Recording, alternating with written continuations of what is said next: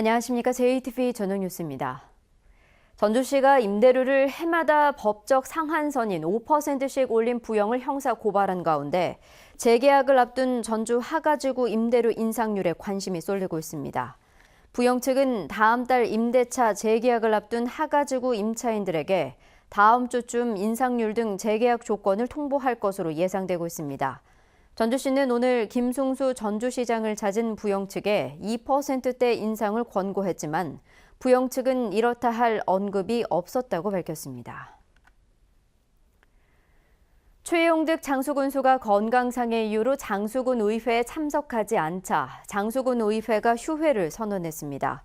장수군 의회는 최용득 군수가 건강상의 이유를 들어 올해까지 3년 동안 군정질문 등에 참석하지 않자 지난 6일 임시회 본회의에서 군수 건강이 회복될 때까지 휴회하기로 결정했습니다. 이에 대해 최 군수 측은 의회에서 갑자기 건강을 빌미로 휴회한 것은 내년 지방선거를 앞두고 정치적인 공세를 하는 것이라고 주장했습니다. 전북혁신도시 이전기관 직원 10명 가운데 4명가량은 가족과 함께 이전하지 않고 혼자 내려온 것으로 나타났습니다.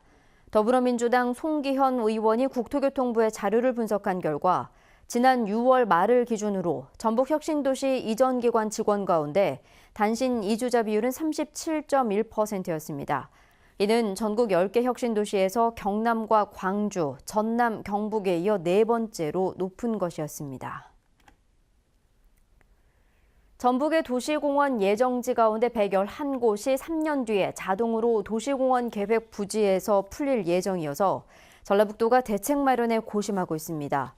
전라북도에 따르면 재산권 침해를 막기 위한 도시공원 일몰제에 따라 오는 2020년 7월이면 축구장 면적의 2,160배에 이르는 도시공원 예정지 111곳이 자동으로 해제될 예정이어서 주민 휴식 공간 부족과 난개발이 우려되고 있습니다. 전라북도는 도시공원을 계획대로 조성하기 위해 시군과 함께 공원 조성비를 마련하고 국가 예산 지원을 건의하기로 했습니다. 대법원 제3부는 선거법 위반 혐의로 기소된 하정열 더불어민주당 정읍고창 지역위원장의 상고를 기각하고 징역 10개월의 집행유예 2년을 선고한 원심을 확정했습니다. 하 위원장은 지난 20대 총선을 앞두고 예비 후보 등록 전에 명함을 돌리는 등 사전 선거운동을 하고 선거 캠프 관계자를 통해 미등록 선거운동원 4명에게 500만 원 상당의 수당을 지급한 혐의로 기소됐습니다.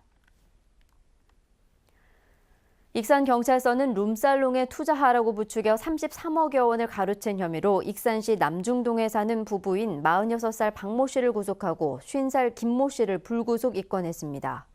이들은 지난 2015년부터 올해 4월까지 2년 2개월 동안 59살 노모 씨에게 룸살롱에 투자하면 10%의 이자를 주겠다고 속여 노 씨와 그의 지인 등 15명으로부터 모두 287차례에 걸쳐 33억 6천만 원을 가로챈 혐의를 받고 있습니다. 전북 지역은 오늘 종일 맑은 날씨가 이어진 가운데 한낮에는 햇볕이 강해 다소 더웠습니다. 내일도 쾌청한 가을 날씨가 이어지겠고 한낮 기온은 오늘과 비슷하겠습니다. 전주와 익산이 27도 안팎까지 오르겠고 군산 26도, 남원 27도로 24도에서 27도의 분포를 보이겠습니다. 전주기상지청은 아침 저녁으로 일교차가 크게 벌어지는 만큼 건강관리에 유의할 것을 당부했습니다. JTV 8시 뉴스 예고입니다. 전주시가 3년 전 수십억 원을 들여 만든 한옥마을 인근 돌길이 주저앉고 깨졌습니다. 부실 설계 논란이 일고 있습니다. 군산 도심을 지나는 고압 송전선로의 지중화 사업이 계속 미뤄져 주민들이 반발하고 있습니다. 인터넷 설치 기사가 빗속에서 작업에 나섰다가 감전으로 숨졌는데 실적 압박이 기사를 위험한 작업 현장으로 내몬 게 아니냐는 논란이 일고 있습니다. 유흥주점에 투자하면 높은 이자를 주겠다고 속여 지인들로부터 33억 원을 가로챈 부부가 경찰에 붙잡혔습니다. 자세한 소식은 JTV 8시 뉴스에서 전해드리겠습니다.